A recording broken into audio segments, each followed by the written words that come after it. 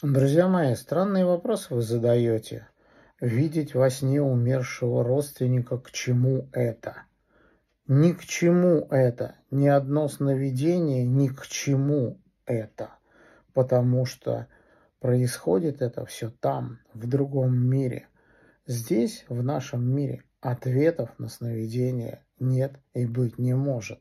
Вас просто разводят на всякие сонники и прочие всякие там бабушки с картишками, которые вам предрекают, что вам приснилось покойники, это там, не знаю, к урожаю, к дождю, еще к чему-то, какой-нибудь херне, которую придумал их ум для того, чтобы вам продать свою услугу по какой-то там отливке, наливке, раскладу, закладу или еще чего-нибудь.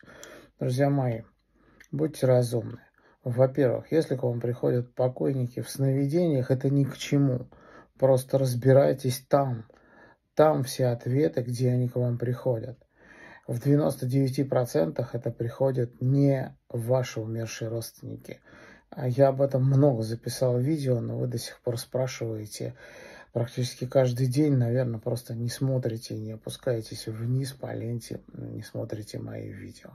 Но давайте я вам расскажу, если вам лень смотреть и листать вниз мою ленту. Значит, в 99% случаев приходят обыкновенные сущности. Развести вас на эмоции и пожрать.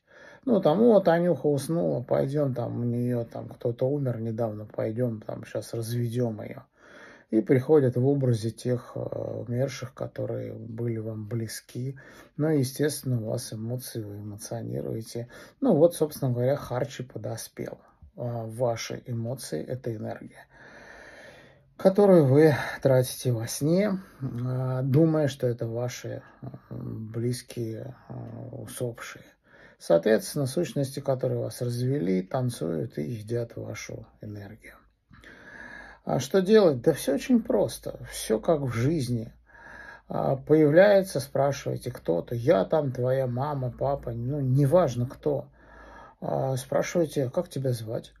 А я тебе кто? А меня как звать? Задайте вопрос какой-то личный. Там, мама, где мы с тобой отдыхали обычно? Или в каком доме мы жили? В каком мы городе жили? Ну, вы все люди разумные, взрослые, я думаю, найдете, что спросить и как провести, так скажем, фейс-контроль. Как правило, на сущности, когда вы задаете вопросы, если у них нет ответов, то есть это, естественно, не ваши родственники, они просто растворяются и все. И 2-3 раза больше не приходят, скажут, что Танюха поумнела, все, там уже ничего не обломится, ну вот, будет опять проверять. Вот, поэтому все очень просто. Говорит, как я во сне буду? Ну вы же общаетесь во сне. Вот так и будьте. В любом случае учитесь. Не все мы сразу начали говорить, ходить, ездить на велосипеде, плавать. То есть не все сразу.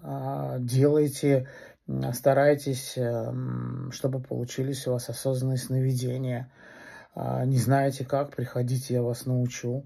То есть осознайте себя во сне. Есть много других практик для того, чтобы пообщаться с ушедшими. Я их тоже даю безоплатно, они все в моих видосах, вы можете взять и посмотреть. Если не получается, приходите на личный прием по видеосвязи, никуда ехать ко мне не нужно. Я живу в Болгарии, абсолютно не обязательно ко мне приезжать. Я принимаю онлайн по видеосвязи, то есть у меня телефон, у вас телефон, и по интернету мы общаемся. То есть все можно сделать. Если вы не знаете, не умеете, пугаетесь, там во сне кто-то пришел, кого-то чувствуете, видите, что-то вам не так и очень страшно, не можете понять, все возможно решить.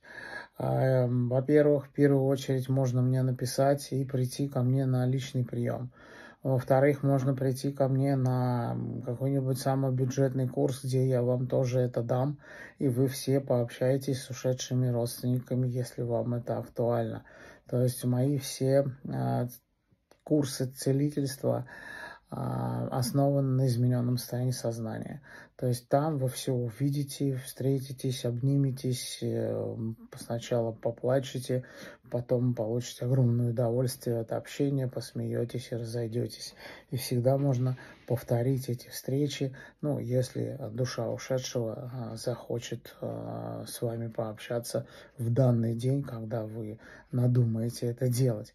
Друзья мои, не возвышайте какие-то вещи, не бойтесь приходящих, не бойтесь, вроде кто-то за вами наблюдает. Пишите, я всегда вам помогу. Помимо личного приема и помимо курсов, у меня есть тест дара, если вы чувствуете у себя какую-то силу, какие-то вам приходят вещи и сны, ну что-то такое с вами происходит, очень хочется лечить людей, но вы не знаете как, у вас вроде горят руки и вы готовы. Тест дара безоплатный, пишите мне, везде найдете меня, там хочу тест дара и вот. То есть вся вот эта вот замута вокруг всех вот этих страшилок, мне снятся покойники или там еще что-то, не нужно вот это все возвышать. Все мы плюс-минус одинаковые. То есть вам нужно только научиться осознанным сновидениям. Я даю много по осознанным сновидениям. Я обучаю этому. Это недолгий процесс, не месяцы и не знаю, не миллионы рублей все это стоит. Но когда вы пообщаетесь, поймете, что вот, да, наверняка иногда приходят и они. А вот тогда вы с ними пообщаетесь душевно, и все будет замечательно. То есть еще раз, никакие 99% ваши родственники не приходят к вам. Мы им нафиг не нужны.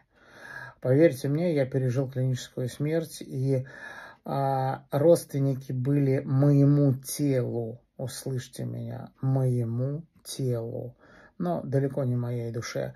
Хотя там у нас были прекрасные отношения, ну, как говорят, душевные. Но после того, как моя душа вышла из умершего тела, мне, в общем-то, было непонятно, почему плачут родственники, почему происходит такая фигня. Ну, собственно, у меня праздник, у меня как у души, а вы тут чего-то непонятное делаете. Это отдельный разговор о скорби, о каких-то страданиях, скорби об ушедших. В общем, я не могу, мне тут пишут, я не могу, 5 лет, у меня умер муж, 5-7 лет, я не могу, я плачу каждый день, что нам делать нечего, что ли? Поменяйте восприятие мира, и все будет замечательно. Это отдельная тоже тема. Если хотите, пишите, я могу сделать прямой эфир, мы пообщаемся, вы зададите вопросы. Поэтому, друзья мои, все всегда можно решить. Не ведитесь на то, что к вам приходят покойники, вас там пугают, или наоборот разводят на еду, там, ой, мне плохо, там, пришли мне денег, отнеси на кладбище еды, или там какую-то одежду еще, или еще какую-то дичь. Никто никогда ничего не просит. Это в сущности, никто никогда ничего не просит. Я как душа ушел, мне нахрен от вас ничего не нужно. Я не привязан к этому телу, у меня ничего нет. У меня есть моя чистая энергия, и я ушел возрадованный, что я отвязался от этого тела. Мне от вас ничего не нужно. Ни еды вашей мирской, ни одежды, ни какой-то там памяти, ни какой-то скорбь. Мне нафиг это ни одному ушедшему, ни одной ушедшей душе вся эта хрень нафиг не нужна. Вся эта замута вы сами придумали, и вот это вот идете какие-то ритуалы совершаете, что-то там на кладбище ждете чего-то. Вот это все полнейшая дичь, пожалуйста.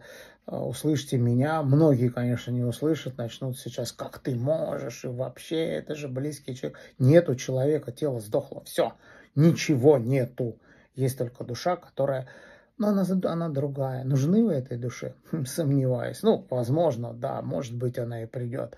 С ней всегда можно пообщаться, но так, чтобы она вас о чем-то просила, денег там, мне холодно, принеси еды, и причем все прут на кладбище. Нет там души на кладбище. Кладбище – это утилизатор.